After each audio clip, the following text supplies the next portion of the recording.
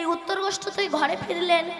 মা যশোমতী ক্ষীর সর লাড্ডু কাদি ভোজনান্তে গোপাল বিশ্রাম কক্ষে শয়নে ছিলেন। আজ প্রত্যুষে নিদ্রা ভঙ্গের পরে গোপাল মায়ের শাড়ির আঁচল ধরে কাঁদছে আর বলছে, প্রভাতে উঠিয়া গোপাল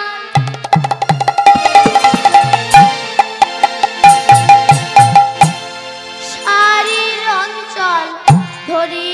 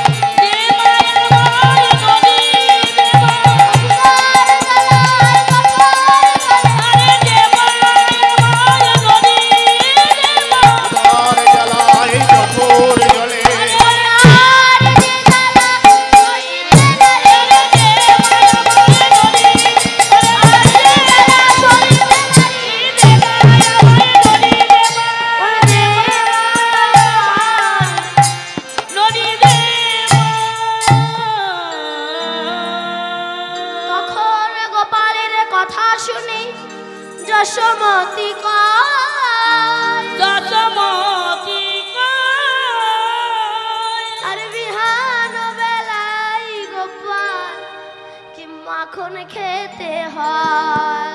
আরে বিগত বেলায় গোপাল কি এখন মাখন খেতে হয়? গোপাল এখন যে বিহান বেলা, বিহান বেলা মানে ভোরবেলা, এখন কি কেউ মাখন খায়? আগে আমি গৃহকর্মের কাজ সারি, তারপর তোকে ননি খেতে দেব। আদুরে গোপাল তো মায়ের কোনো কথাই শুনছে না। না মা, আগে আমাকে খেতে দাও, আর খিদে সহ্য করতে পারছি না, খেতে দাও আগে। মায়ের কোনো কথাই শুনছে না। এদিকে মা গোপালকে বললেন, গোপাল শুনেছি তুই নাকি নাটুয়া গোপাল, তুই যখন বনে জঙ্গলে ধেনু চড়াতে যাস তুই নাকি খুব সুন্দর নাচিস, কিন্তু আমি তো তোর মা, আমি তো কোনোদিনও তোর নাচ দেখিনি। তুই একবার আমার সামনে নৃত্য পরিবেশন করে দেখা, কথা দিলাম তোর কর পূর্ণ করে আমি নবনী দেব। একবার নাচে রে রতন মনি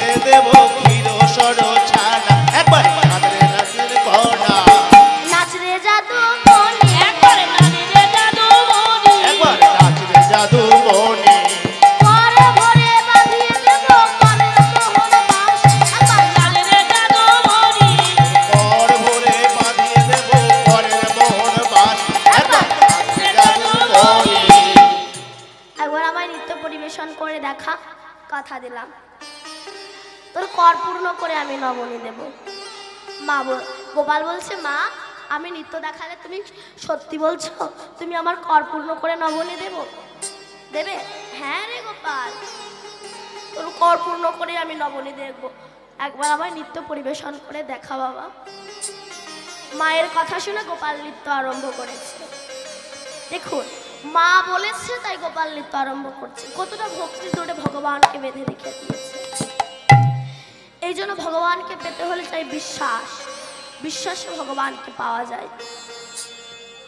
যখন যুধিষ্ঠির পঞ্চ পাণ্ডব যুধিষ্ঠির, ভীম, অর্জুন, নকুল, সহদেব, কুন্তী আর দ্রৌপদী বনবাসে গিয়েছিল, একদিন যুধিষ্ঠির সহদেবকে বলল, সহদেব আমার খুব জল পিপাসা পেয়েছে, একটু আমার জন্য জল এনে দাও তো।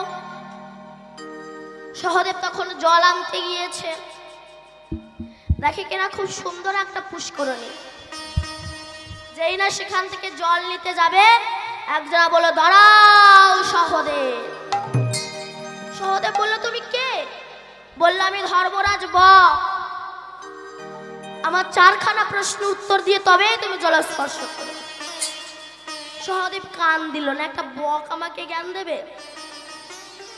যে না জল স্পর্শ করলো অমনি মারা গেল। যুধিষ্ঠির ভাবছে এতক্ষণ হয়ে গেল সহদেব তো ফিরে এলো না, আচ্ছা অর্জুন তুমি যাও তো, একই ঘটনা। ভীমকে পাঠালেন, একই ঘটনা। নকুলকে পাঠালেন, একই ঘটনা।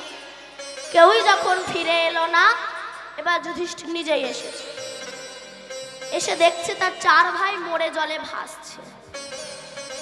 এবার যুধিষ্ঠির এই জল স্পর্শ করতে যাবে, অমনি ধর্মরাজ বক বলে, দাঁড়াও যুধিষ্ঠির,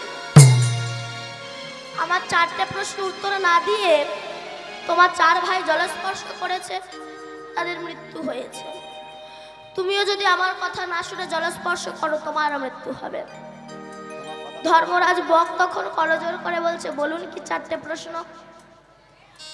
আচ্ছা মা, আমার কথা বুঝতে আপনাদের অসুবিধা হচ্ছে না তো? অসুবিধা হচ্ছে না তো? ঠিক আছে, অসুবিধা হলে বলবেন। গোপালের কাছে দিয়ে দিন, গোপালের কাছে দিয়ে দাও। গোপাল, জয় রাধে। জয় জয় নিতাই গৌর সীতারাম প্রেম প্রেমানন্দ নিতাই গৌর হরি বল। যুধিষ্ঠির তখন করজোড় করে বলছে, বলুন কি 4টে প্রশ্ন? এদিকের মায়েদের বুঝতে অসুবিধা হচ্ছে না তো আপনাদের? ঠিক আছে, বলো কি 4টে প্রশ্ন? এখানে ধর্মরাজ প্রশ্ন করলেন, কি প্রশ্ন? কি ব্যাপারটা কি আশ্চর্য পদ বলি কারে, বাবাটা কি আশ্চর্য পদ বলি কারে, বাবাটা কি আশ্চর্য পদ বলি কারে, কোন জনা সুখী হয় বিশ্ব চরাচরে, কোন জনা সুখী হয় বিশ্ব চরাচরে, কোন জনা সুখী হয় বিশ্ব চরাচরে। বলো কি ব্যাপারটা কি আশ্চর্য পদ বলি কারে, আর কোন জনা সুখী হয় বিশ্ব চরাচরে। রাধে। বলো কি বার্তা? বার্তা মানে কি মা? বার্তা মানে সংবাদ বা খবর। বলো যুধিষ্ঠির, তোমার সংবাদ কি, খবর কি? যুধিষ্ঠির বলছেন, আমার সংবাদ শুনতে চাইছেন? আমার সংবাদ খুব খারাপ। কেন জানেন না? যে কারণে আমার পৃথিবীতে আসা সেটি হয়ে গেল নৈরাশা। আমি বেসেছি এ জগতের ভালোবাসা, আমার হৃদয়ে জাগলো না একটু কৃষ্ণ ভালোবাসা। যে চোখ পেয়েছিলাম আমি গোবিন্দের উপমাধুর্য দর্শন করার জন্যে, সেই চোখে কত টিভি সিরিয়াল ফেসবুক দেখে কাটিয়ে দিলাম, কত কুবস্তু দেখলাম, কিন্তু সেই চোখে একবার গৌর গোবিন্দের উপমাধুর্য আমার দর্শন করা হলো না। হরি বল। যে কান পেয়েছিলাম হরিনাম শোনার জন্যে, সেই কানে কত বাজে কথা শুনলাম, আমার হরিনাম শোনা হলো না। যে নাক পেয়েছিলাম তুলসীর ঘ্রাণ নেওয়ার জন্যে, সেই নাকে কত মাছ মাংসের ঘ্রাণ নিয়েছি, কিন্তু তুলসীর ঘ্রাণ নেওয়া হলো না। যে মুখ পেয়েছিলাম হরিনাম বলার জন্য, সেই বদলে কত সুল্লু গাঁজা মদ খেলাম, খাসির মাথা চেবালাম, পোল্ট্রি ঠ্যাং চেবালাম, কত আজে বাজে কথা বললাম, গুরুজনদের কত ছোট বড় কথা বললাম, কিন্তু এই বদনে হ্যাঁ গৌর তুমি কৃপা করে একবার আমার বলা হলো না।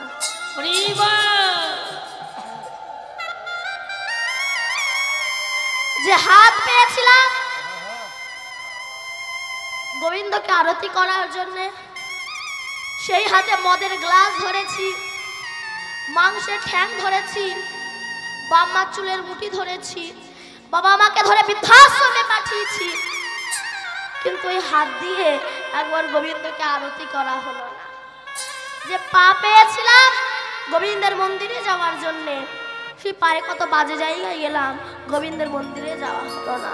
যে মাথা পেয়েছিলাম বৈষ্ণবের চরণে নত করার জন্য, সেই মাথায় কত ফুটবলের হেড দিয়েছি, ভলিবলের হেড দিয়েছি, কত কুটবুদ্ধি লাগিয়েছি, কিন্তু সেই মাথা একবার আমার বৈষ্ণবের চরণে নত করানো হলো না। অতএব যে কারণে আমার পৃথিবীতে আসা, সেটি হয়ে গেল নৈর আশা। আমি বেসেছি এ জগতের ভালোবাসা, আমার হৃদয়ে জাগলো না কৃষ্ণ ভালোবাসা। এইবার বলো যুধিষ্ঠির, কি আশ্চর্য। যুধিষ্ঠির বললেন আমার কাছে আশ্চর্য দুটো আছে। কি জানেন, আমার বাড়ির পাশে একটা বাড়ি ছিল, সেই বাড়ির মালিক এত আরামপ্রিয় ছিল কি নেই তার। 5 তলা বিল্ডিং বাড়ি, 4খানা রাশিয়ান কুকুর, পাথরে ঠাসা বাড়ি, 6 জন শুধু ছিল তার হাত পা টেপার জন্য। কিন্তু আশ্চর্য কি জানেন, সেই ব্যক্তি যখন মরে গেল, সম্বল হলো তার বাঁশের দোলা। যে ব্যক্তি স্পঞ্জ গদির ওপর শুতো, তাকে বাঁশের দোলায় চড়িয়ে গরুর দড়ি দিয়ে আষ্টে পিষ্টে করে বেঁধে 4 জনা কাঁধে তুলে নিয়ে গোবর জল ছেটাতে ছেটাতে বলো হরি হরি বল বলতে বলতে শ্মশানে গিয়ে দেহটা পুড়ে ছারখার হয়ে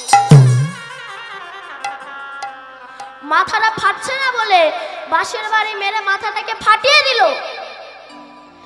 যে ফাটালো সে দেখলো এত আরাম প্রিয় ব্যক্তি শ্মশানে সব শেষ। সে দেখে এসে বাড়িতে এসে তারা ভাইয়ের মাথায় বাড়ি মারতে দ্বিধাবোধ করছে না, কেবল 2 হাত জায়গার জন্য। এক আশ্চর্য। আর এক আশ্চর্য কি না, একটা কলসির জল দিয়ে 7খানা কলসি পূর্ণ হবে, কিন্তু 7টা কলসির জল দিয়ে 1খানা হবে না। ধর্মরাজ বক বলল তত্ত্বটা কি না, একটা মায়ের স্তনের দুগ্ধে 7খানা বাচ্চা মানুষ হবে, কিন্তু 7টা বাচ্চার ইনকামে একটা মা ভাত পাবে না। এর মতো আশ্চর্য বুঝি আর জগতে হয় না। এইবার বলো যুধিষ্ঠির, কি ব্যাপারটা কি আশ্চর্য। পদ বলি কাকে বলো, পদ বলি কাকে? পদ মানে কি মা? পদ মানে কি? পথ মানে রাস্তা, আর পদ মানে মহাজনস্য গতস্য পন্থা। মহাজন যে পথ অনুসরণ করে গেছে, সেই পথ অনুসরণ করি না বলেই তো আমাদের এত দুঃখ কষ্ট জ্বালা যন্ত্রণা। মহাজন বলছে একাদশী অমাবস্যা পূর্ণিমার দিনে মাছ মাংস খেও না, আমরা কি তা মানি? একাদশী অমাবস্যা পূর্ণিমায় যা পাই তাই খায়। অনেকে বলে বাবা প্রতিদিন তো মাছ মাংস খাচ্ছিস, অন্তত একাদশী অমাবস্যা পূর্ণিমার দিনে মাছ মাংস খাস না। তখন সে কি বলে জানেন? আপনি বেশি জানেন, আত্মা ভগবান, আত্মা যা চাই গিলে যাও তাই। কোথায় পূজা হচ্ছে ওই কারণে। তো আত্মা যা চাইবে তোমাকে তাই খেতে হবে। ধরো রাস্তা দিয়ে যাচ্ছ, কোনো ভালো পুরুষ কোনো মহিলাকে দেখেছে, আত্মা বলছে গিয়ে জড়িয়ে ধর, গিয়ে জড়িয়ে ধরবেন, আর পাবলিক যখন ধোলাই দেবে বলবেন মেরো না, আত্মা ভগবান চেয়েছে তাই জড়িয়ে ধরেছি, হবে? আবার অনেকে বলে দেখবেন মন যদি ঠিক থাকে, মন যদি পরিষ্কার হয়, তিলকমালা করার দরকার হয় না। তো তোমাদের মনে যদি অতই বিশ্বাস থাকে,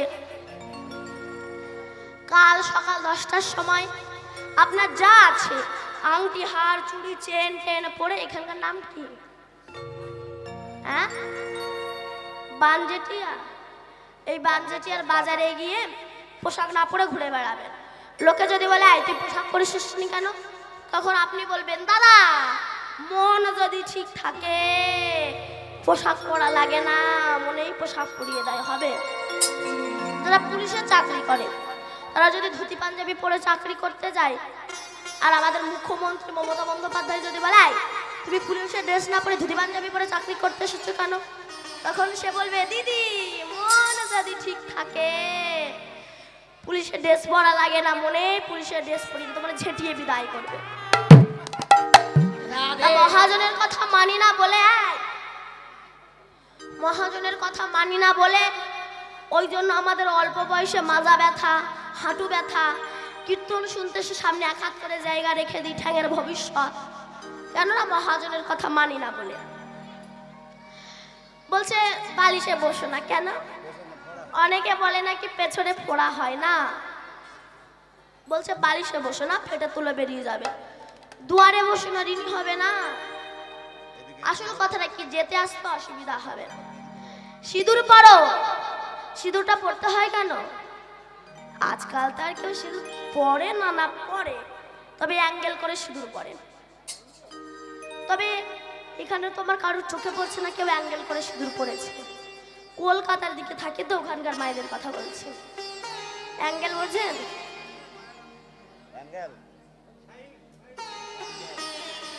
এই যে এখানে এখানে সিঁদুর পরে তার বাবা চোখটা নিয়ে চাপা দিয়ে দেয়, কেন বলুন তো, বলুন? যাতে কেউ না বুঝতে পারে আমার খরিদ্দার জুটে গেছে। রাধে রাধে। ওই জন্য অ্যাঙ্গেল করে সিঁদুর পরে। কিন্তু সিঁদুরটা পড়তে হয় কেন,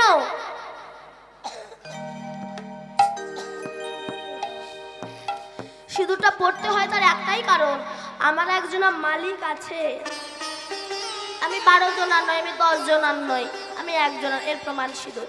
আচ্ছা সিঁদুরটা লাল হলো কেন বলুন তো, কালো হতে পারতো তো, নীল হতে পারতো, লাল হলো কেন? রেড সিগন্যাল, ওখানে গেলেই ধাক্কা খাবেন, ওখানে একটা গাড়ি দাঁড়িয়ে আছে, জায়গাটা বুকিং হয়ে আছে, ওইটি বুকিং হয়ে আছে একজনার। তাহলে মহাজনের কত অপূর্ব চিন্তা ভাবনা দেখেছেন, তাদের চিন্তা ভাবনার কাছে আমরা কি করেছি? আচ্ছা এইবার বলো যুধিষ্ঠির, কোন জনা সুখী হয় বিশ্ব চরাচরে? যুধিষ্ঠির বলল যিনি পরবাসী নন, যিনি ধনী নন, যিনি ঋণী নন, তিনি সুখী। যিনি পরবাসী নন, পরের গৃহে বাস করে না, আমরা তো সবাই পরের গৃহে বাস করি। এই যে ঘরগুলো দেখছেন, ঘরগুলোকে আপনারা না, ঘরগুলো আপনার আমার নয়। আচ্ছা জয় রাধে। কমিটির পক্ষ থেকে যাবেন তো, এক্ষুনি যাবেন তো, আপনাদের সবার কাছে ভিক্ষার জন্য যাবে, যার যেমন সামর্থ্য আছে কমিটিকে দান করবেন, তবে দেওয়ার ভয়তে যেন কেউ উঠে পালিয়ে যাবেন না, আর এমন কিছু দেবেন না যে এখন ভিখারিও নিতে চায় না, আর এমন কিছু দেবেন না ঝনঝন করে শব্দ হয়, বুঝতে পেরেছেন তো? তার বোঝে না, 1 টাকা 2 টাকা দেবেন না, ঝনঝন করে শব্দ না হয় এমন কিছু দেবেন। কারণ কমিটিকে অনেক কষ্ট করেই হরিবাসরটা চালাতে হয়, আপনারা জানেন। এই কমিটি আমরা আশা থেকে যে আপ্যায়ন, যে ভালোবাসা আমাদেরকে দিয়েছে, এবং যে বাড়িতেও রয়েছি পূর্ব ব্যবস্থা এবং এনাদের যে ভালোবাসা, এমন কমিটি খুব কম পাওয়া যায়। এবং কালকে আমার পড়েছিল বিষ্ণুপ্রিয়ার বিবাহ লীলা 10টা থেকে 2টো। তো আপনারা যে অনেকেই ছিলেন ওই রাত্রেবেলা বা এখনো বসে আছেন এখানে, মন দিয়ে শুনছেন, কোনো কথা বলছেন না তেমন একটা, এরকম শ্রোতাও খুব কম পাওয়া যায়। আপনাদের যার যেমন সামর্থ্য আছেন কমিটিকে দান করবেন, তবে 1জন 2জন গেলে হবে না, একেবারে 4-5 জন পেছন থেকে নিয়ে আসলে ভালো হয়। হেরোয়া করে ধরতে হবে। আর পেছন থেকে নিয়ে আসলে যাতে কেউ একটা না উঠে চলে যেতে পারে। জয় রাধে। শব্দ নয়। এইবার এদিকে চলে যান। টাকা দেবেন কিন্তু কেউ মুখে কথা বলবেন না। জয় রাধে। আস্তে এই মানা, বলো, বস। কোন জনা সুখী হয় বিশ্ব চরাচরে? এই ঘরটা তো আমাদের নয়। আজ আপনি আছেন, কাল আপনার ছেলে থাকবে, তারপর তার ছেলে, তারপর তার ছেলে, তারপর তার ছেলে। ঘর ঘরের জায়গায় রয়ে যাবে। আমরাই কেবল যাতায়াত করতে থাকবো, আমরাই কেবল যাতায়াত করতে থাকবো। তাই বলো না মা বুড়ো বয়সে গিয়ে হুড়ো মারবো, রেডি হয়ে থাকো। ওই বুঝি আমার ডাক এলো, ওই বুঝি আমার ডাক এলো, ওই বুঝি আমার ডাক এলো। দেখবেন আমাদের চোখ খারাপ হয়ে গেলে ডাক্তার অপারেশন করে ভালো করতে পারে, পেটে পাথর পড়লে ডাক্তার অপারেশন করে ভালো করতে পারে, কিন্তু বলুন তো চরিত্র অপারেশন করার ক্ষমতা কি কোনো ডাক্তারের আছে? আছে না। চরিত্র অপারেশন আছে, চরিত্র অপারেশন করতে পারে একমাত্র সাধু সমাজ, বৈষ্ণব সমাজ। লক্ষ হীরার মতো প্রতিদান চরিত্র অপারেশন করেছিল সাধু সমাজ। হরিদাস ঠাকুর, চপল গোপালের চরিত্র অপারেশন করেছিল সাধু সমাজ। শিবাস পণ্ডিত, জগাই মাধবের চরিত্র অপারেশন করেছিল সাধু সমাজ। নিত্যানন্দ প্রভু।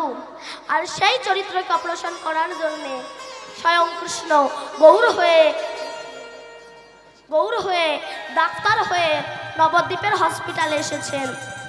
কোনো ইঞ্জেকশন নিয়ে নয়, ঔষধ নিয়ে নয়, এনেছেন কি না হরের নাম, হরের নাম, হরের নাম বকে বালা,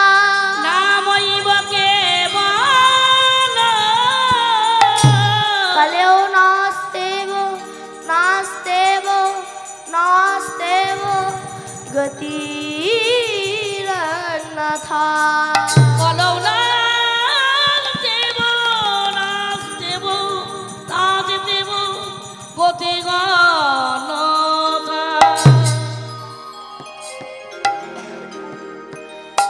তাই মা বলল, গোপাল একবার আবার নৃত্য পরিবেশন করে দেখা, তোর কর পূর্ণ করে আমি নবনী দেব। গোপাল বলল, দেবে মা? বলে দেব। ওইভাবে বললে হয় না, আগে ত্রিসত্য অঙ্গীকার করো তুমি দেবে।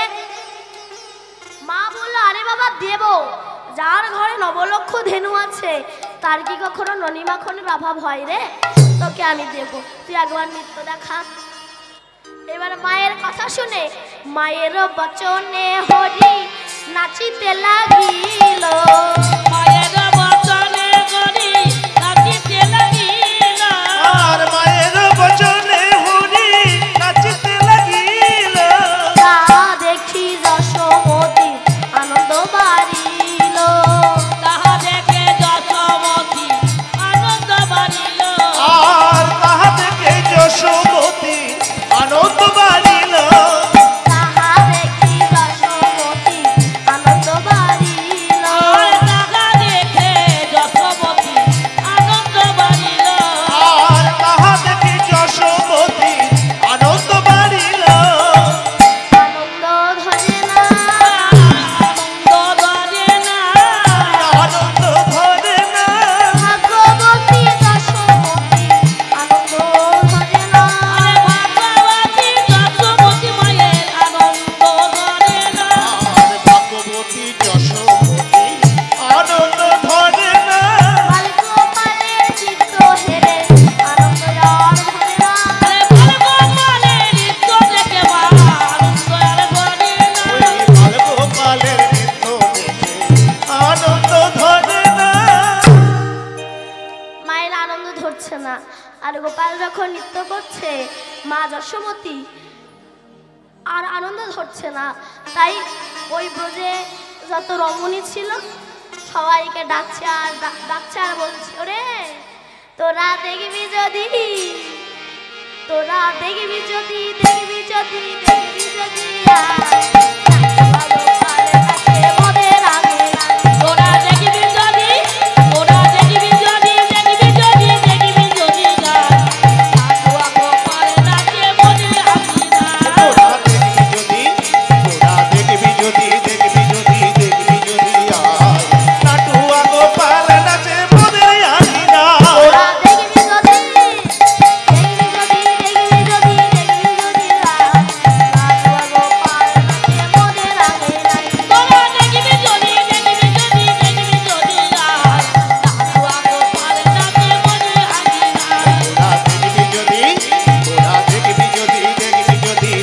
যদি আয় নাটুয়া গোপাল নাচে মোদের আঙিনা। তোরা দেখবি যদি গোপালের নৃত্য দেখছে আর গৃহকর্মের কাজ ছাড়ছে, আর মাঝে মাঝে গোপালকে আনন্দ দেওয়ার জন্য মাঝে মাঝে বলছে তা তা তা তা থইয়া থইয়া বলে নন্দ রানী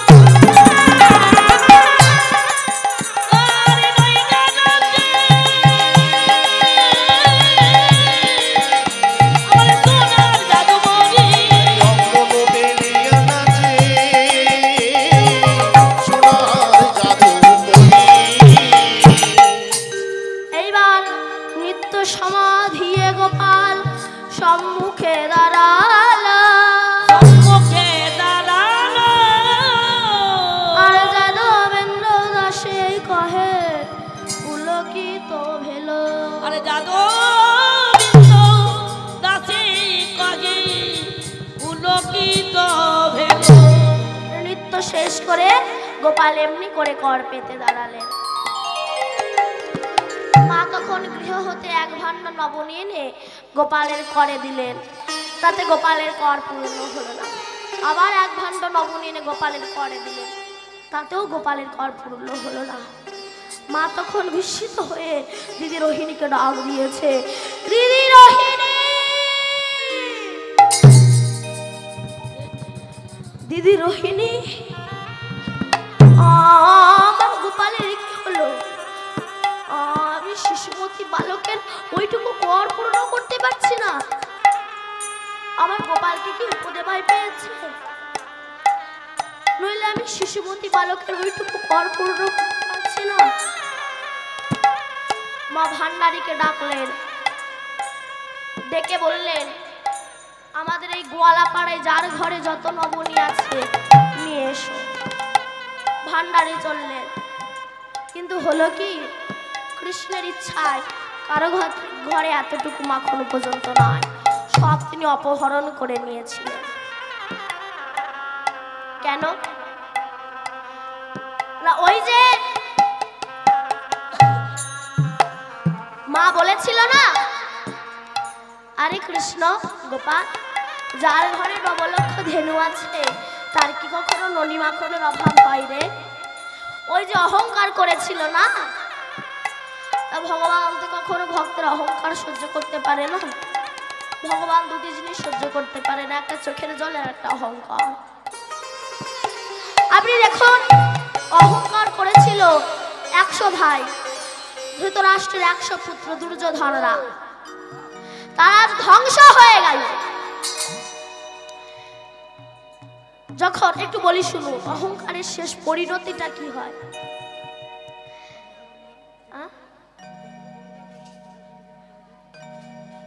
জয় রাধে, আপনি বলে দিন। জয় রাধে, যারা যা দিয়েছেন কমিটির কাছে এটা দান করলো, তা ভগবানের সেবায় অবশ্যই লাগবে। কেমন? তাই গৌর হরি বল। হরি বল। ভগবান যেন সবার মনোবাসনা পূর্ণ করে।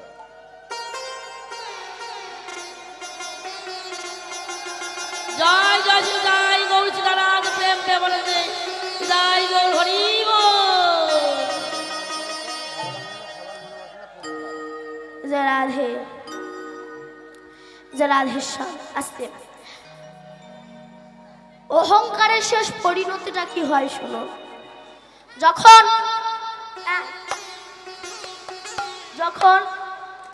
100 ভাই মারা গেল, সেই সময় গান্ধারী 100 বিধবা বৌমাকে সঙ্গে করে নিয়ে, হাতে মশাল নিয়ে কুরুক্ষেত্রের মার দিয়ে যায়। আর বলতে বলতে যায়, ওরে দুর্জল,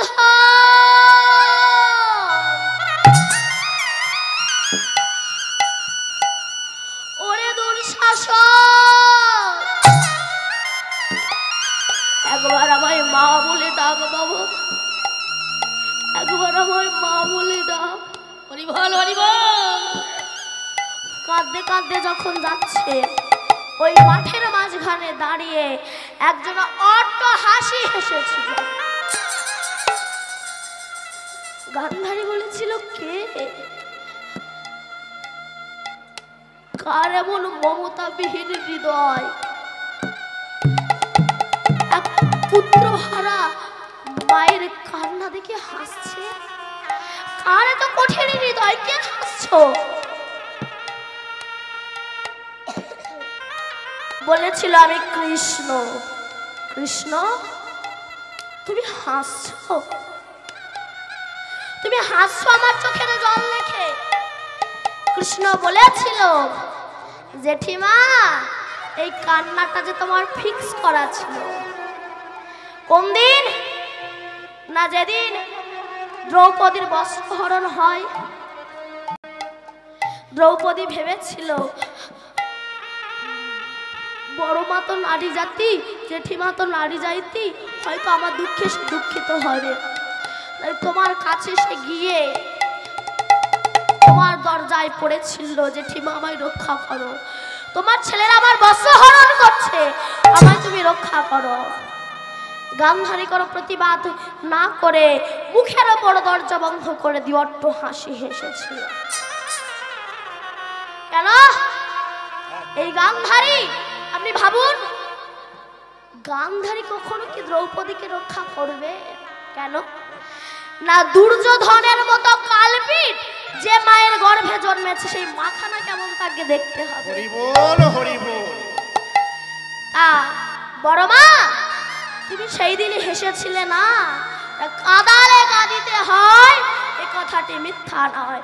ব্যাংকে টাকা জমা রাখলে যেমন ডবল হয়, তুমি যদি কোনো সৎ মানুষের মনে আঘাত দিয়ে থাকো, ব্যথাটা তোমার জীবনে ডবল হয়ে ফিরে আসবে। কাদালে কাঁদিতে হয়, এ কথাটি মিথ্যা নয়।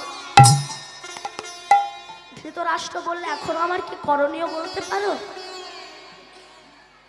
এখন আমি কি করব? কৃষ্ণ বলছে, বড় মা, জেঠিমা, তুমি জ্যাঠামশাইকে সঙ্গে নিয়ে ভজনে প্রবেশ করো। এরা খেত কি? যে যুধিষ্ঠিরদেরকে মারার চেষ্টা করেছিল, যাদেরকে বনবাসে দিয়েছিল, যাদেরকে অজ্ঞাতবাসে দিয়েছিল, যে দ্রৌপদীর বস্ত্র হরণ করতে চেয়েছিল, সেই দ্রৌপদী রান্না করে দিত আর তারা দুজনা খেত। বিদুর বলেছিল না, দাদা তোমার লজ্জা করে না? কেন? যাদেরকে মারার চেষ্টা করেছো তারা রান্না করে দিচ্ছে আর খাচ্ছ, তোমার লজ্জা করে না? ধৃতরাষ্ট্র বলেছিল, একটু খায় বলে এত বড় বাক্যে আমায় জর্জরিত করলে, আর আমি কোনোদিনও খাবো না। যুধিষ্ঠির খাবার এনেছে, জ্যাঠামশাই খেয়ে নাও। না যুধিষ্ঠির, আমি খাবো না। কেন? হাতটা একটু দে না বাবা। যুধিষ্ঠির হাত ধরে বলছে, বাবা আমি জীবনে তো তোর কাছে কোনোক্ষণ কিছু চাইনি, আজ মৃত্যু শয্যায় দাঁড়িয়ে তোর কাছে একটা জিনিস চাইবো, দিবি বাবা? বলো জ্যাঠামশাই। বাবা যুধিষ্ঠির, আমার কৃষ্ণকে একটু আমার কাছে আনতে পারিস? রাধে রাধে। যুধিষ্ঠির ছুটতে ছুটতে গিয়েছে। কৃষ্ণ, ও কৃষ্ণ। কে? আমি তোমার দাদা যুধিষ্ঠির। একটু যাবে? আমার জ্যাঠামশাই দেখতে চেয়েছে, একটু চলো না গো, একটু চলো। তুমি যাবে? কৃষ্ণ বলেছিল, দাদা মৃত্যু শয্যায় শায়িত হয়ে যদি কেউ একবার চোখের জলে ভেসে আমায় ডাকে, আমাকে যে তার ডাকে অবশ্যই ছুটে যেতেই হয়। হরি বল। আমি যাব দাদা। এই বলে যেই না যুধিষ্ঠিরকে সঙ্গে করে নিয়ে কৃষ্ণ এসে দাঁড়িয়েছে। জ্যাঠামশাই আমায় ডেকেছে। যুধিষ্ঠির বলছে, বাবা তোর হাতটা একটু দে না। কেন? দে না বাবা। কৃষ্ণের হাতটা ধরে বলছে, বাবা আমি তো অন্ধ, আমি না কৃষ্ণ বদন দর্শন করিনি।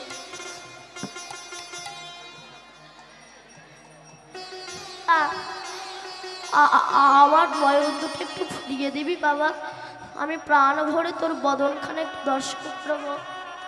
যাই না বলেছে অমনি বলা মাত্র কৃষ্ণ হস্ত পরশীল।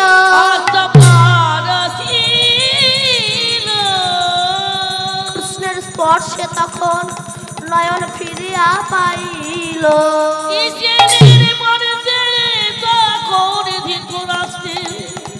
নয়নে ফিরিয়া পাইল।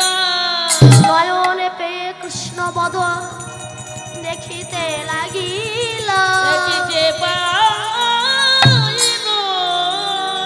স্বর্গ হইতে পুষ্প বৃষ্টি, দেবীরা উলুধ্বনি, ভক্তরা হরিধ্বনি করিতে লাগিল।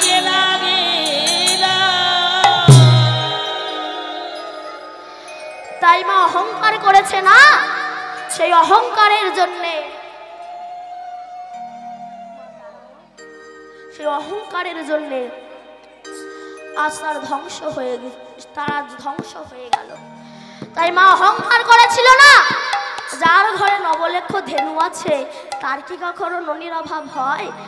আমি দেব। মায়ের অহংকার ঘোচানোর জন্য গোবিন্দ এমনটা করলেন। এইবার মা তখন দিদি রোহিণীকে বললেন, দিদি আমার গোপালকে তুই একটু ধর। আমি মনে হয় ঠাকুরের কাছে অনেক মনে হয় কোনো অপরাধ করেছি, আমি দেখি তার কাছে গিয়ে। মা গৃহের ভিতরে ঠাকুর ঘরে প্রবেশ করে বেলপত্র নিয়ে যাই না গোপেশ্বর ঠাকুরের পাদ পদ্ম অর্পণ করতে যাচ্ছে। দেখা গেল কি না গোপেশ্বর ঠাকুরের পাদ পদ্মে গোপাল চরণ দিয়ে দাঁড়িয়েছে। মা বলল, গোপাল তোর মঙ্গল কামনা আমি ঠাকুর ঘরে পূজা করছি, আর তুই কিনা তার চরণে চরণ দিয়ে দাঁড়িয়েছিস, সরে যা।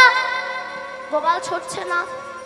মা তখন জোর করে গোপালকে ধরে ঘরের ভিতরে তালা চাবি মেরে আবার যখন এসে পূজা করছে, দেখি কিনা আবার গোবিন্দ দাঁড়িয়ে আছে, গোপাল দাঁড়িয়ে আছে গোপেশ্বর ঠাকুরের শ্রীপাদ পদ্মে চরণ দিয়ে। মা বলল, তুই কি করে এলি? বলে, তুই তো আমায় ডাকলি তাই তো আমি এসেছি। মা বলল, তোকে আমি ডেকেছি? অসভ্য ছেলে, সরে যা।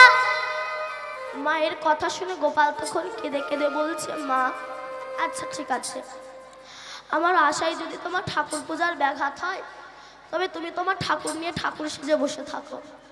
আর আমি কি করব জানো মা?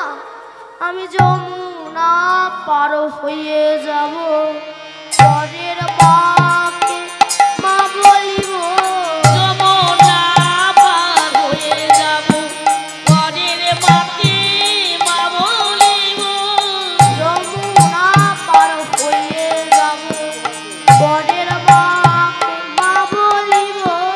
যমুনা পার হয়ে যাব, পরের বাকে মা বলিব। যমুনা পার হয়ে যাব,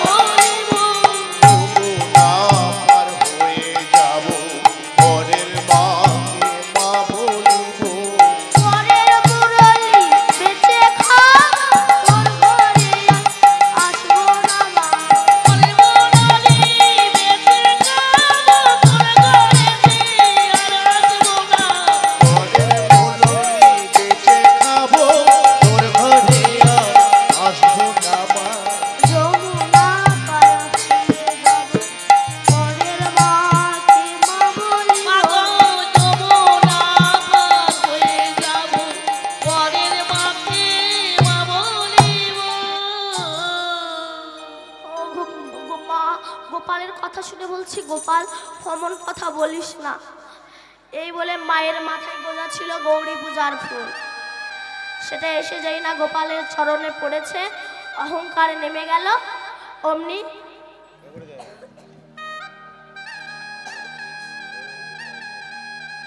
গোপাল তখন মাকে বলছে, মাকে বলছে মা, ও মা দেখ এইবার বুঝি মা কর পূর্ণ হলো। এইবার মা গোপালকে কোলে করে নিয়ে আদর চুম্বন করতে লাগলো। এমন সময় শ্রীরামাদি রাখালগণ এলেন। শ্রীরাম এসে কানাইকে ডাকছে, কানাই। শ্রীরাম যা আইয়া কহে নন্দের নন্দনা,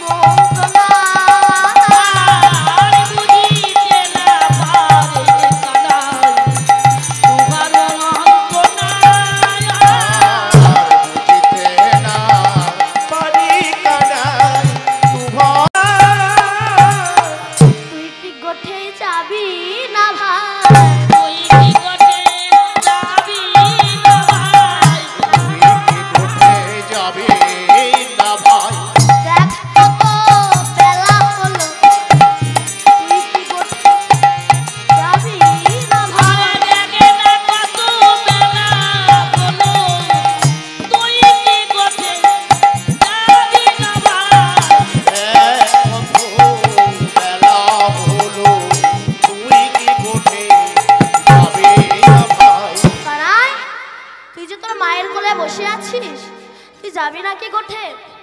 আরো বলি শোন, তুই যদি গোঠে না যাস তাহলে আমাকে বলে দে আমাদেরকে। তুই তো মায়ের কোলে বসে আছিস, আর ওদিকে কি হচ্ছে জানিস? তুমি রইলা ঘরে বসে,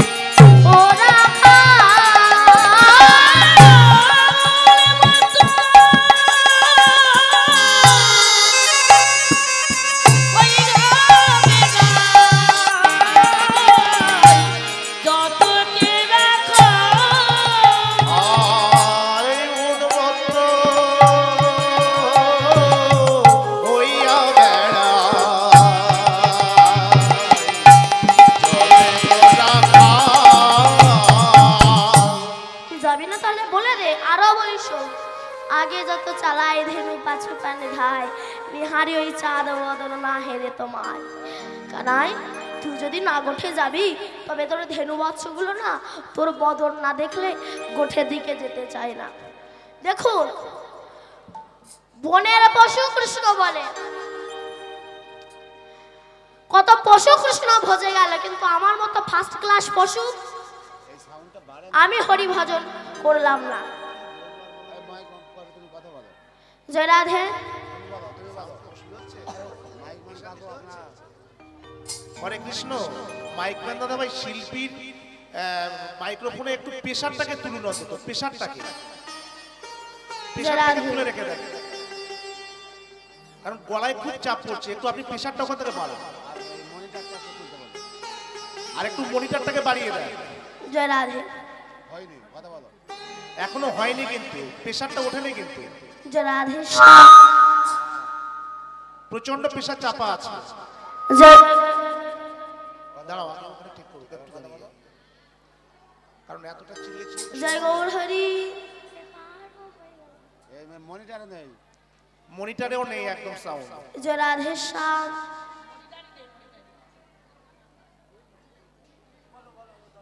ভালো ছিল। বলো বলো,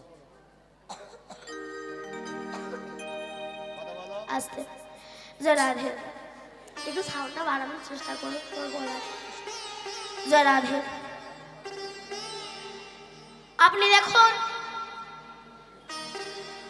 বনের পশু হনুমান রাম নামে মুগ্ধ হয়ে গিয়েছে, কিন্তু আমাদের মতো হনুমান রাম নাম শুনলে আমাদের, জয় রাধে, রাম নাম শুনলে আমাদের গা হাত পা খিটখিট করে, জ্বালা করে। কানাই, তুই কি গোঠে যাবি না কানাই? আচ্ছা দাঁড়া, তোকে আরো একটু বলি, শোন। হ্যাঁ রে রে কানাই ভাই, তোর সঙ্গ চাই।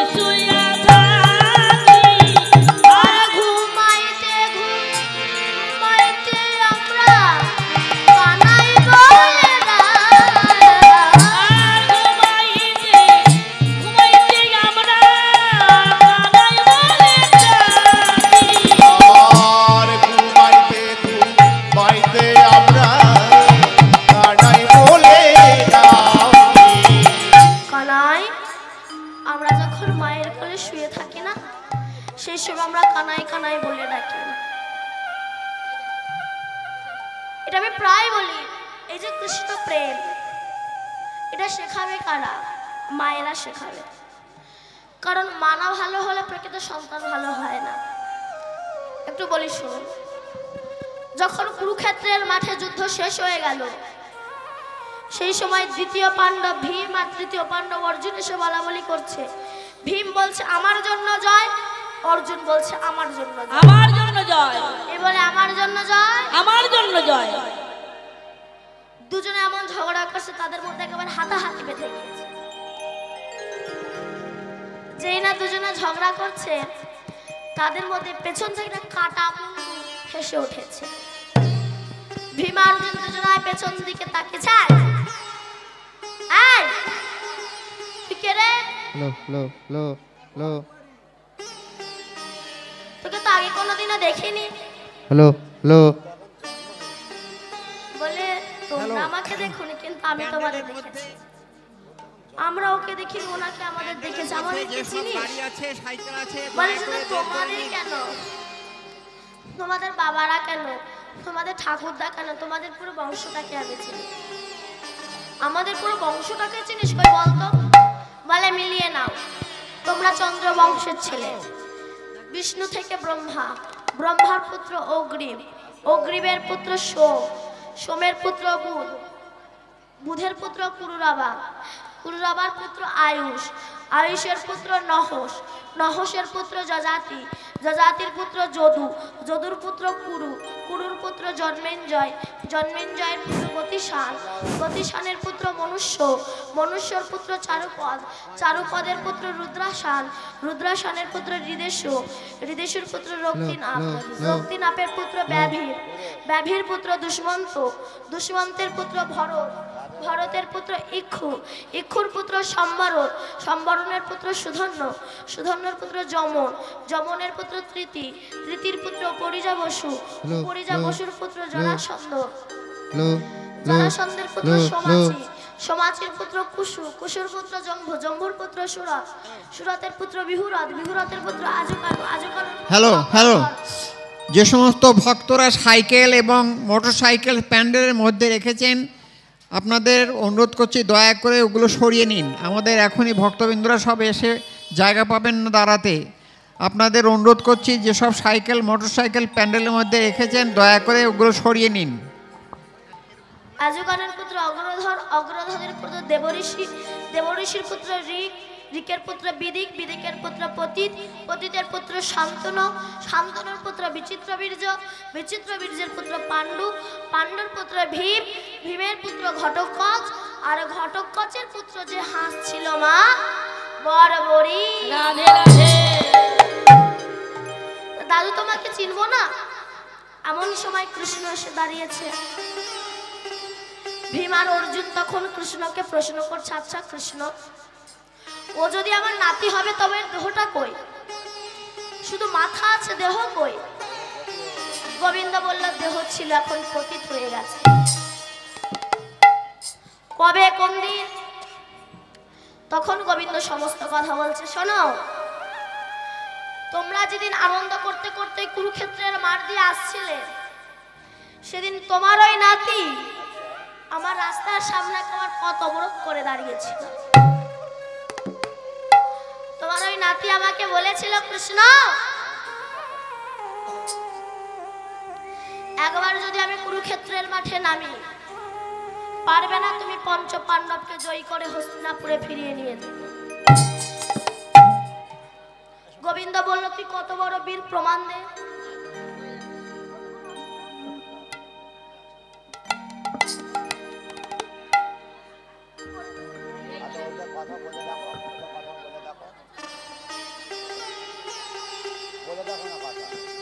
জয় রাধে।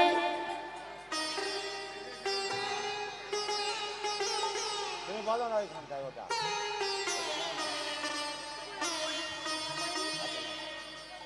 জয় রাধে।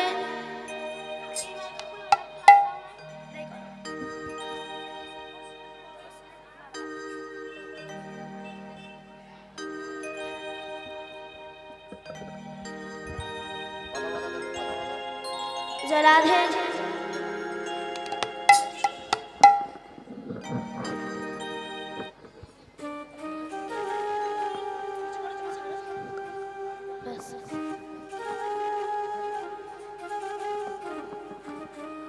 আটো করো।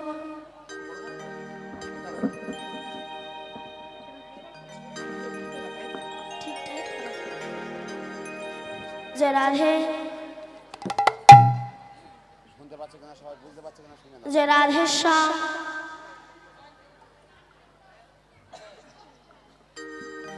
হেমন্তদার পেছন দিকে। জয় রাধে মাধব।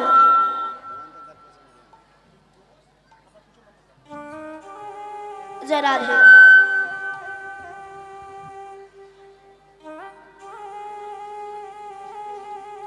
জয় রাধে। আসতে আর যাবে না বলো। শোনো, আর যাবে না। তোমরা যেদিন আনন্দ করতে করতে ওই কুরুক্ষেত্রের মাঠ দিয়ে আসছিলে, তোমার ওই নাতি বলেছিল একবার যদি আমি কুরুক্ষেত্রের মাঠে নামি তবে পারবে না তুমি পঞ্চ পাণ্ডবকে জয়ী করে হস্তিনাপুরে ফিরিয়ে নিয়ে যেতে। গোবিন্দ বলেছিল তুই কত বড় বীর, প্রমাণ দে। বলে কৃষ্ণ প্রমাণ চাও, বলো কি প্রমাণ দিতে হবে। বললো পারবি বর্বরী একটা বান মেরে বট গাছের ওই সমস্ত পাতা ছিদ্র করে দিতে। বর্বরী বলছে এবার পারবো না। এই বলে কৃষ্ণ নাম স্মরণ করে যখন বান মারবে তার আগে আমার গোবিন্দ চারটে পাতা তুলে নিয়ে দুটো হাতের মুঠোয় দুটো পায়ের তলায় রেখে দিয়েছে। কৃষ্ণের তো সারা জীবন চুরি করা অভ্যাস ছিল। বলুন তো কৃষ্ণ জীবনে সর্বপ্রথম কি চুরি করেছিল? কি চুরি করেছিল? কি চুরি করেছিল? চাল কুমড়ো। চাল কুমড়ো।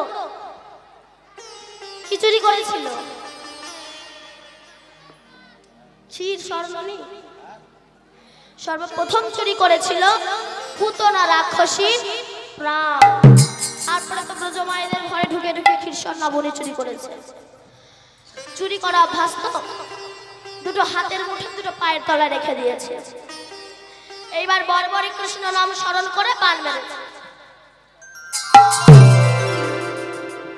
যেই না বান মেরেছে বট গাছের পাতা সমস্ত পাতা ছিদ্র হয়ে বান রিটার্ন ফিরে এসেছে। বর্বরী বলে দেখ কৃষ্ণ আমি বট গাছের সমস্ত পাতা ছিদ্র করে দিয়েছি। কৃষ্ণ হাসছে, বর্বরী গাছের পাতা ছিদ্র করলি, এখনো চারটে পাতা ছিদ্র করতে পারলি না। বর্বরী বলছে কৃষ্ণ হেসো না, আগে হাত দুটো খুলে দেখো পাতা ছিদ্র হলো কিনা, পা দুটো নড়ি দেখো পাতা ছিদ্র হলো কিনা। যেই না আমার গোবিন্দ করুণার হাত দুটো খুলেছে দেখছে হাতের দুটো পাতা ছিদ্র হয়ে গিয়েছে। পা নড়ি দেখি কিনা পায়ের দুটো পাতাও ছিদ্র হয়ে গিয়েছে। বর্বরী তুই করলি কি করে? বর্বরী বলছে কৃষ্ণ ওই গাছের পাতা ছিদ্র করে আমার বান যখন তোর কাছে গিয়েছিল না, তুই ভয়তে হাত দুটো খুলে দিয়েছিলি, আমার বান তোর হাতের দুটো পাতাকে ছিদ্র করে দিয়েছে। আমার বান যখন তোকে প্রণাম করতে গেল তুই ভয়তে পাতা নাড়িয়ে নিয়েছিস, আমার বান তোর পায়ের দুটো পাতাকেও ছিদ্র করে দিয়েছে। গোবিন্দ ভাবে একে তো কুরুক্ষেত্রের মাঠে নামতে দিলে হবে না। বর্বরী মাঠে যুদ্ধ করার আগে আগে আমার সঙ্গে যুদ্ধ কর। বর্বরী বলছেন এই যুদ্ধ কর। যুদ্ধ করার আরম্ভের প্রারম্ভে গোবিন্দ বলল আচ্ছা বর্বরী তোকে একটা প্রশ্ন করি, তোর দাদু যদি ভীম হয় তুই তার পক্ষে না গিয়ে শত্রু পক্ষে গেলি কেন? বর্বরী বলছে কৃষ্ণ সৌতর পরে বলবো, আগে যুদ্ধ কর। যুদ্ধ শুরু হলো। এমন সময় আমার গোবিন্দ সুদর্শন চক্র আহ্বান করে বর্বরীর গলা থেকে দ্বিখণ্ডিত করে দিল। তখন বর্বরীর ওই কাটা মুন্ডুটা কুরুক্ষেত্রের ধুলায় গড়াগড়ি যায় আর রাখে কৃষ্ণ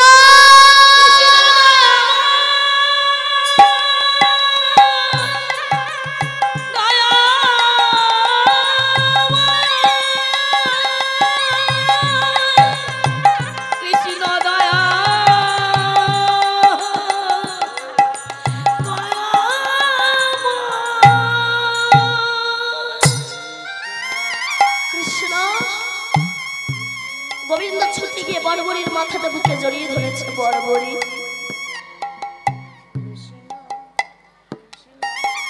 তুই কৃষ্ণ ভক্ত আগে কেন বললি না? বড়বড়ি বলছি, যদি বলতাম আমার দেহটা তো তোর সেবায় লাগতো না। তখন বড়বড়ি বলেছিল, কৃষ্ণ তুই বলেছিলি না আমি দাদুদের দলে না গিয়ে শত্রু পক্ষে গেলাম কেন? জানিস আমার মা আমাকে প্রতিদিন বলতো, বড়বড়ি যুদ্ধ যদি তোকে কোনোদিনও করতেই হয়, তোর দাদুরা যে পক্ষে যাবে সেই পক্ষে যাবি না, শত্রু পক্ষে যাবি।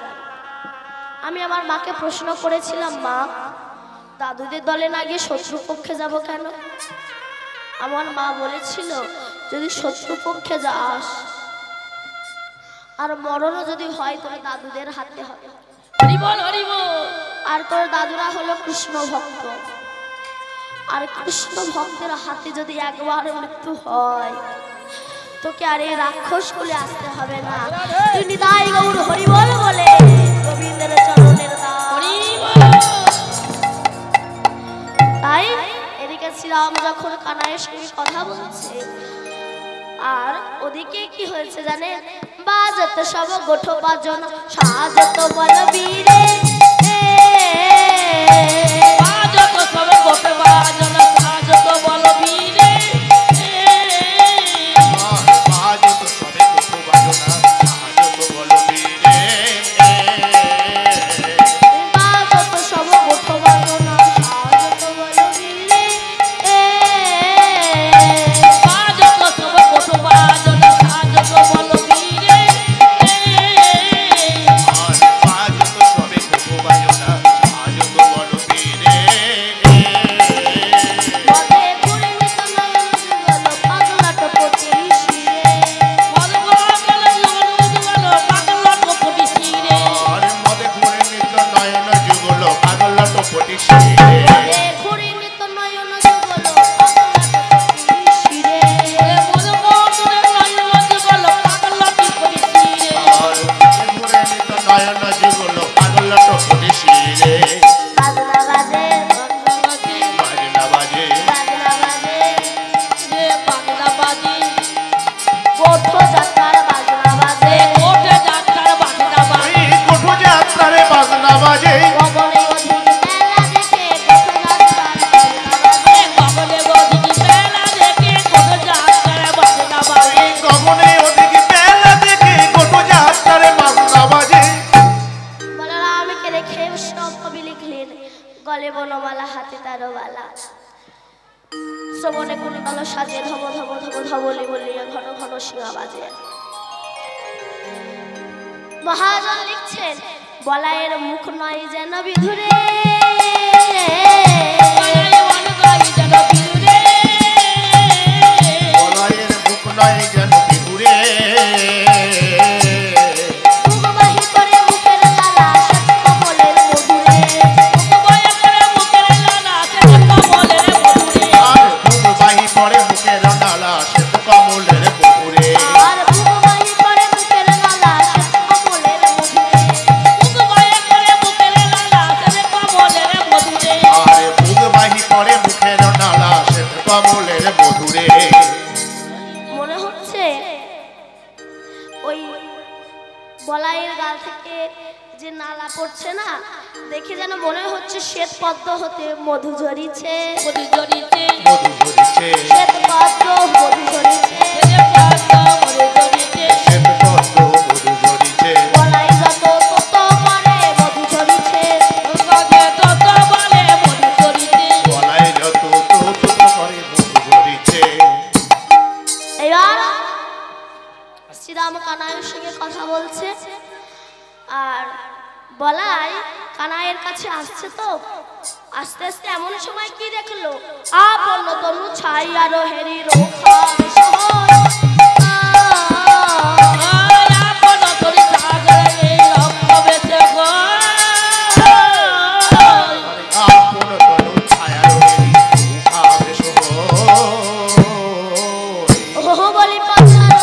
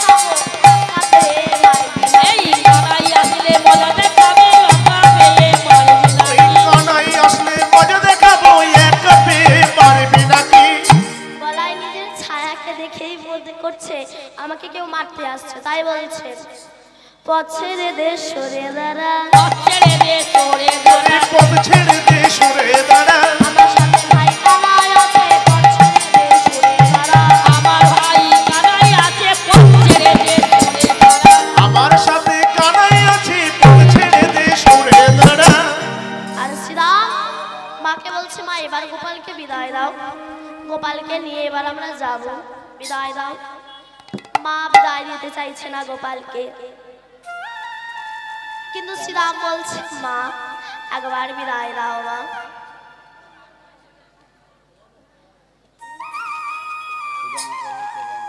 একবার বিদায় দাও মা, আমরা কানাইকে নিয়ে এবার গোষ্ঠী গোচারণে যাব। এবার গোবিন্দকে গোচারণে পাঠাবো, পাঠানোর আগে আর বেশিক্ষণ নাই, তাই সময়ও নাই, এরপর সূর্য পূজা হবে, আপনারা সবাই বসবেন। তো লীলা শেষ করার আগে আমি একটা ভক্ত কাহিনী বলবো, তারপর লীলাটা আমরা শেষ করব। আস্তে দুর্যোধন যখন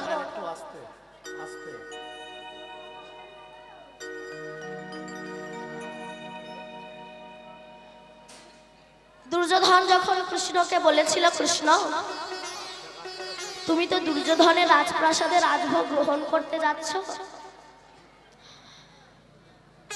বলেছিল কৃষ্ণ আগামী কল্ল প্রাতে মম গৃহে আদিত্য গ্রহণ করিও। কৃষ্ণ বলেছিল যাব, পরের দিন যাচ্ছে, সেই রাস্তায় বসে আছে সর্বহারা বিদুর। বিদুর কৃষ্ণকে বলেছিল কৃষ্ণ তুমি তো দুর্যোধনের রাজপ্রাসাদে রাজভোগ গ্রহণ করতে যাচ্ছ, তোমার তাল পাতার কুঠিরে তোমার চরণ ধুলা দিও। কৃষ্ণ বলেছিল আমার সময় নাই। বিদুর বলল যদি না যাও আমি আমার এই আঁচলখানা পাচ্ছি, এই আঁচলে তোমার চরণ ধুলাটা দাও। তাও দিলেন না। কেন? যে করে আমার আশ তার করি সর্বনাশ, আর পরেও যে ছাড়ে নয় আমার পা, তার হই আমি দাসের অনুরাগ।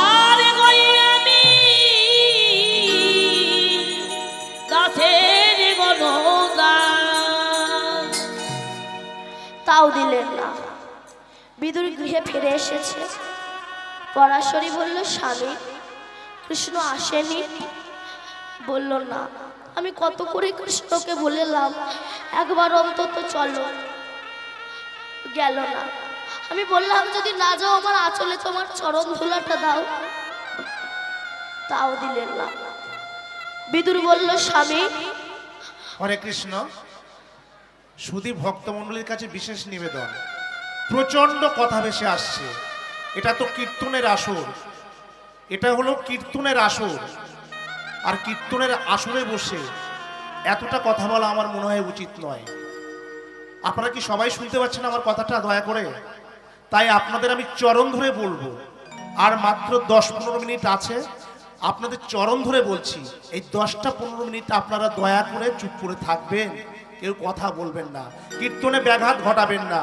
জয় জয় শ্রীগুরু নিতাই গৌ শীতনাথ ব্রহ্মানন্দে হরি হরি বল। পরাশরী বলল স্বামী আপনি কোনোদিনও আর ওই কৃষ্ণকে ডাকতে যাবেন না। কৃষ্ণের যদি ইচ্ছা হয় কৃষ্ণ নিজে আসবে, কিন্তু আপনি কোনোদিনও আর ডাকতে যাবেন না। দৃঢ় প্রতিজ্ঞা করলেন বিদুর। বিদুর স্নান করতে গিয়েছে, শত সহস্র ছিদ্র একটা কাপড়, নাভি পর্যন্ত সরোবরে দাঁড়িয়ে স্নান করছে। আর ডাকার মতো ডাক যদি হয় আমার গোবিন্দ কি না এসে থাকতে পারে? হরি বল হরি বল। গোবিন্দ এসে ডাক দিচ্ছে, ও পিসিমা। কে? আমি কৃষ্ণ। এসেছিস বাবা? আয় আয় আয়। তোকে আমি কোথায় বসতে দিই বলতো বাবা? বসতে দেওয়ার মতো জায়গাটুকুও তো আমার কাছে নাই। হরি বল হরি বল। আমি কোথায় থেকে বসতে দেব বল? কৃষ্ণ বলল পিসিমা বসবো না, আমার না খিদে পেয়েছে, একটু খেতে দেবে।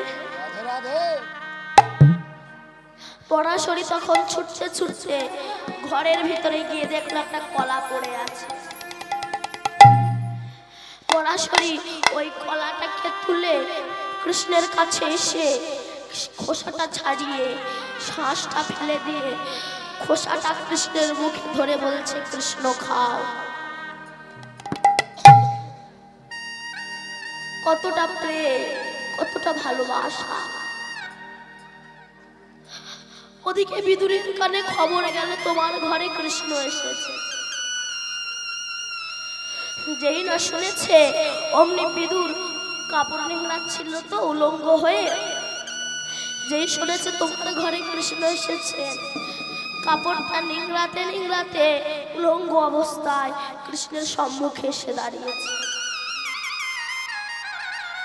এসে দেখলো পরাশরী কৃষ্ণকে কলার খোসা খাওয়াচ্ছে। গোবিন্দ বলল, পরাশরী তুমি কি পাগলিনী হয়েছ? কেন? এতদিন পরে আমার ঘরে আমার কৃষ্ণ এলো, রাধে রাধে। আর তুমি তাকে কলার খোসা খাওয়াচ্ছ? তুমি কি পাগলিনী হয়েছ? পরাশরী বলছে, আমি নাই পাগলিনী হয়েছে, তুমি কি হয়েছ? কাপড়টুকু পরে আসার সময় পেলে না? বিদুর তখন বলছে, হে কৃষ্ণ,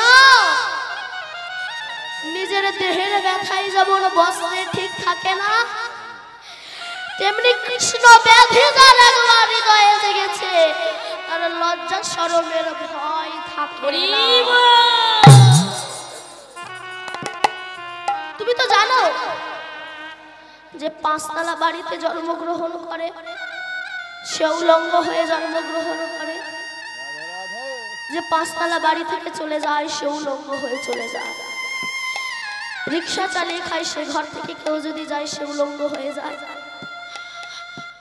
সে ঘরে কেউ যদি জন্মগ্রহণ করে সে উলঙ্গ হয়ে জন্মগ্রহণ করে।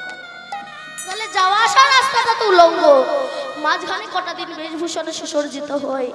তাই হে কৃষ্ণ, তুমি আমায় আশীর্বাদ করো, যতবার আমি পৃথিবীতে জন্মগ্রহণ করব আমি যেন কামনা বাসনার বসন খুলে ফেলে মুক্ত অঙ্গে রাস্তায় রাস্তায় হা কৃষ্ণ বলে বেড়াতে পারি।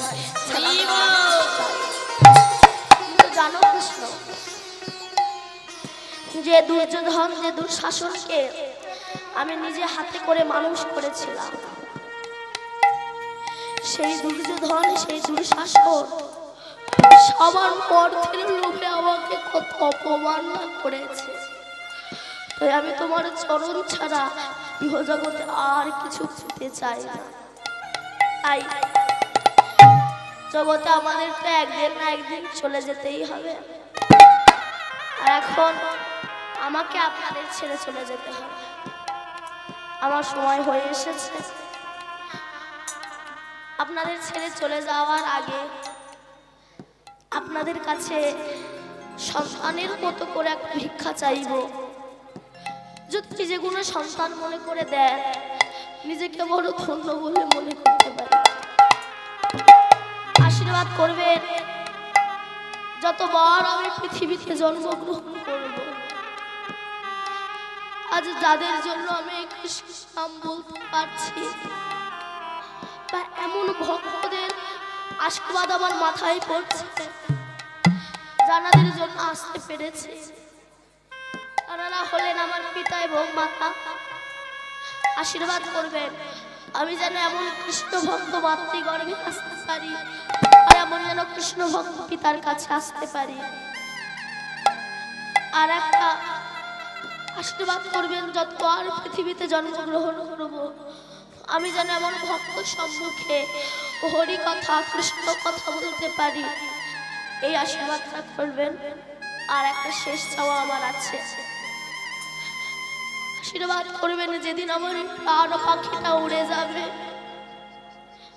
আশীর্বাদ করবেন সেদিন যেন আমি গোবিন্দের ওই রূপ মাধুর্য দর্শন করতে করতে, কৃষ্ণ নাম বলতে বলতে গোবিন্দের চরণ হৃদয়ে ধরে আমার যেন ওই প্রাণ পাখিটা উড়ে যায়।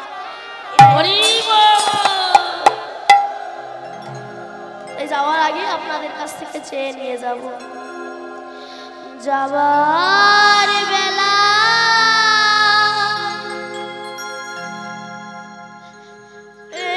একটি কথা শুধুই বলে যা জন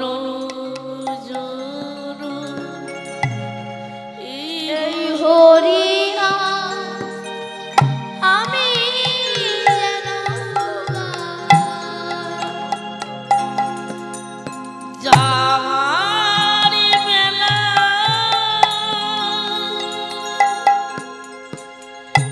একটি কথা শুধু বলে যায় জনম জনম এই হরিনাম আমি যেন গাই। যেদিন আমি থাকবো না আর যাব দূরে সাজের প্রদীপ জ্বালিয়ে দিও কৃষ্ণ নামের সুরে যেদিন আমি থাকিব না যাব বহু দূরে সাজের পদে জ্বালিয়ে দিও কৃষ্ণ নামের সুরে আমি চলে যাই শুধুই বলে যাই আমি চলে যাই শুধু বলে যাই তোমাদের সবার ক্ষমার মাঝে যেন ঠাই তোমাদের সবার ক্ষমা জানি মা গোবিন্দের এই নাম করতে গিয়ে আমার অনেক ভুল ত্রুটি হয়ে গিয়েছে কারণ যে নাম ব্রহ্মা চতুর্মুখে বলে শেষ করতে পারে না পঞ্চানন পঞ্চমুখে বলে শেষ করতে পারে না হরিবল হরিবল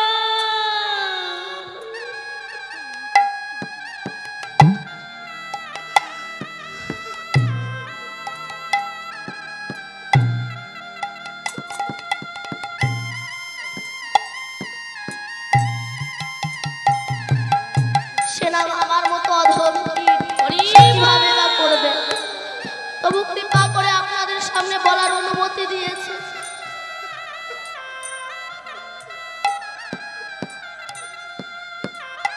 তোমাদের সবার ক্ষমা মাঝে যেন ঠাই আমি পাই সেই নাম আপনাদের মতো সাধুগুরু বৈষ্ণবের সামনে আমার বলার অনুমতি দিয়েছে তাই যদি কোনো ভুল ত্রুটি হয়ে যায় নিজ গুণে সন্তান মনে করে আমাকে ক্ষমা করে দেবেন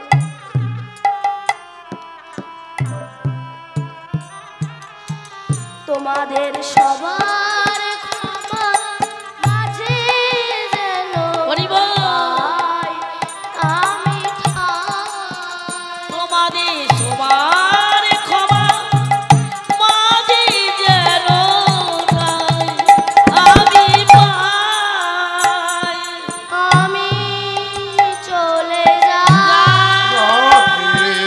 আমি চলে যাই আমি চলে যাই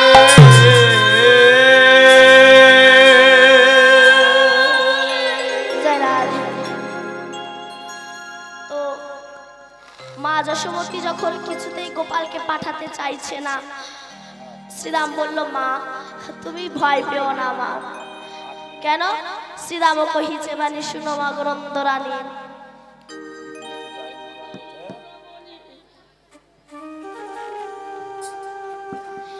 নীতি নীতি যাই মোরা বনে,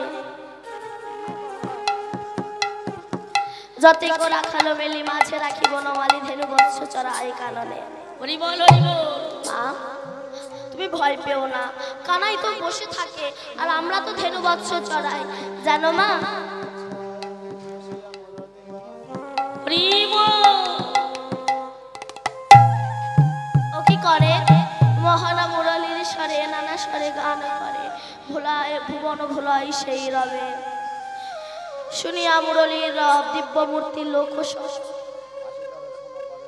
আসি দর্শন করে সবে। মা সে কথা কি তোমায় খুলে বলা যাবে? শোনো মা, তোমার কাছে বলি, কারা কারা আসে জানো মা?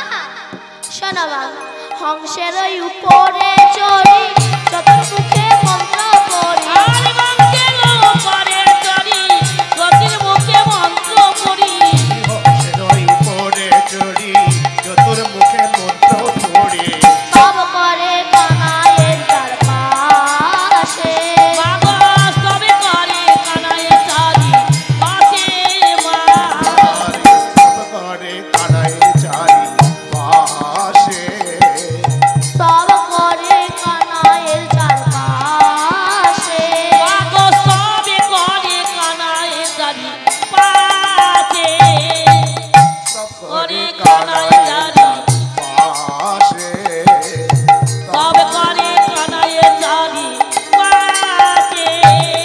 মা শোনো, কে ইনি? আপনারা বললেন হংসের উপরে চলে আসে চারখানা মুখ, কে? কোন দেবতা? চারখানা মুখ কার? কার বলো? ব্রহ্মা। ব্রহ্মা সে একটা বুড়ো আসে, তারপরে জানো মা আর কে আসে? শোনো বলি,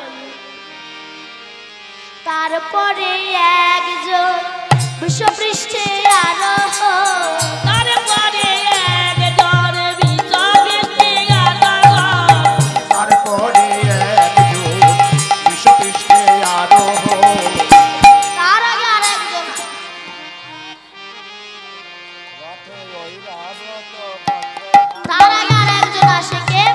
তারপরে এক রথ ঐরাবতে বজ্র হাতে, তারপরে এক রাতে ঐরাবত বজ্র হাতে, তারপরে এক রথে ঐরাবত বজ্র হাতে, দেখি মোরা পলাই তারা পাগো, দেখি মোরা পলায় চলাতে মাগো, দেখি মোরা পলাই যায় মাগো, পলাইয়ে যাই মা, পলায়ে যায় মা, পলাই যায় মা, দেখে ভাই মোরা পলাইয়ে যাই মা, দেখি আমরা পলায়ে যায় মা, তাকে দেখে ভয়ে মোরা পলাই যায় মা, দেখে ভাই মোরা পলাইয়ে যাই মা, তাকে দেখে ভয়ে মোরা পলায়ে যায় মা, তাকে দেখে ভয়ে মোরা পলাই যায় মা।